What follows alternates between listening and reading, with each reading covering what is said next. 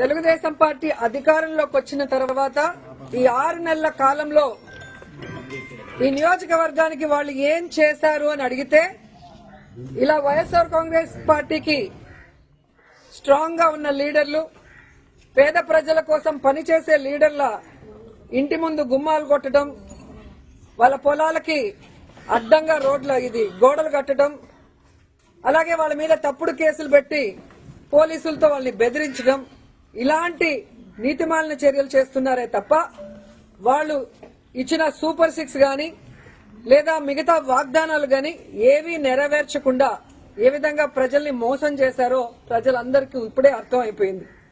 కానీ దురదృష్టం ఏంటంటే ఈ పంచాయతీలో తాగే నీళ్ల దగ్గర నుంచి ప్రజలకి అన్ని అందుబాటులోకి తీసుకొచ్చే సచివాలయం, ఆర్బీకే సెంటర్ అన్ని కూడా ఇక్కడ లీడర్లు వాళ్ళ ల్యాండ్ ఇచ్చి కట్టించి ప్రజలకు అన్ని అందుబాటులోకి తీసుకొచ్చారు. కానీ తెలుగుదేశం గతంలో 14 సంవత్సరాలు అధికారంలో ఉన్న చంద్రబాబు నాయుడు అప్పుడు ఏం చేయలేదు, ఇప్పుడు అధికారంలోకి వచ్చాక ఇప్పుడు కూడా ఏం చేయకుండా వాళ్ళు ఫెయిల్యూర్ అయిన విషయాన్ని కప్పిపుచ్చుకోవడానికి ఈ విధంగా కొంతమందిని టార్గెట్ చేసి వైఎస్ఆర్ కాంగ్రెస్ పార్టీ లీడర్ని వేధించడం, భయభ్రాంతులు చేయాలన్న ఆలోచనతో ముందుకు వెళ్తున్నారు. వాళ్ళు అర్థం చేసుకోవాల్సింది ఒక్కటే, మా నాయకుడు జగన్మోహన్ రెడ్డి గారు భయం అనేది ఆయన బ్లడ్ లో లేదు. ఆయన వెనక పనిచేస్తున్న మేమందరం కూడా జగనన్న సైనికులుగా ముందుకు వెళ్తున్నాం. ఎవరికి భయపడే పరిస్థితి లేదు. ఎందుకంటే వైఎస్ఆర్ కాంగ్రెస్ పార్టీలో మేమెవరు తప్పు చేయలేదు. 5 ఏళ్లు కూడా ప్రజలకి మంచే చేశాం, నియోజకవర్గాలన్నీ అభివృద్ధి చేశాం. ఈ రోజు మీరు మోసంతో అధికారంలోకి వచ్చారు, ఈవీఎంలు మ్యానిపులేట్ చేసి వచ్చారు, ఏ విధంగా సూపర్ 6 అంటూ ప్రజల్ని మోసం చేసి వచ్చారు. మీరు సిగ్గుపడాలి, మేము సిగ్గుపడాల్సిన అవసరం లేదు. కానీ ఈ రోజు టీడీపీ వాళ్ళని హెచ్చరిస్తున్నాం, ఇలాంటి పనికిమాలిన కార్యక్రమాలు మరొకసారి చేస్తే సహించేది లేదు. అధికారంలోకి వచ్చారు, హనీమూన్ పీరియడ్ కదా, 1 ఇయర్ మాకు ఇవ్వండి అంటారనే సైలెంట్ గా ఉన్నాం. కానీ రోజు రోజుకి నీతిమాలిన రాజకీయాలు మీరు ఎక్కువ చేస్తున్నారు కాబట్టి ఇక సహించేది లేదు. మేము మా వాళ్ళకి ఎవరికి ప్రాబ్లం చేసినా కూడా ఒక యూనిటీగా మిమ్మల్ని ఎదుర్కొంటామని కూడా ఈ సందర్భంగా తెలియజేసుకుంటున్నాం.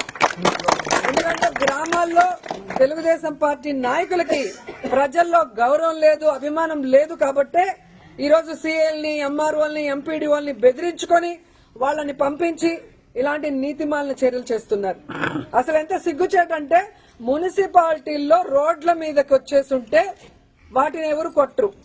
రోడ్ ఎక్కడుంది, ఇల్లు ఎక్కడుంది, ఇంటి ముందున్న దాన్ని కొట్టేసి కొట్టడానికి నోటీసు పాత డేట్ లో నిన్నే కొట్టారు అంటే ఆఫీసర్లు కూడా ఎంత దిగజారిపోయారు అనేది ఇక్కడ అర్థమవుతుంది.